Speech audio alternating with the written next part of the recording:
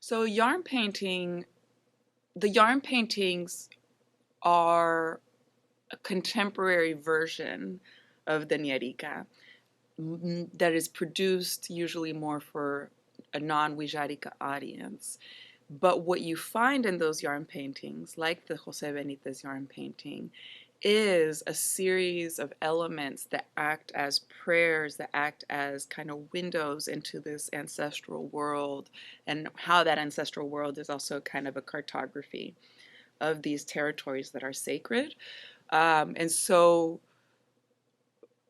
for example, with Jose Benitez, there were many times, especially in his earlier years, where when he would produce one of these yarn paintings, he would make sure to then go leave offerings in these places that were related to the story that he was narrating. And so there was a sense that the content of that artistic production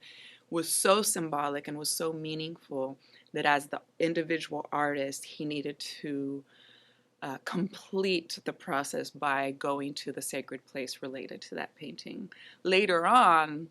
as it became more kind of commercial and he had his workshop, then it stopped having those implications on a personal level for him. But certainly where the yarn painting comes from, especially I think Jose Benitez was perhaps the person who did this most clearly out of all of the other yarn paintings, was this kind of format that really spoke to the nierika, this prayer, this series of symbols, animals,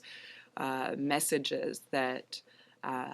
communicate a particular history and communicate a particular even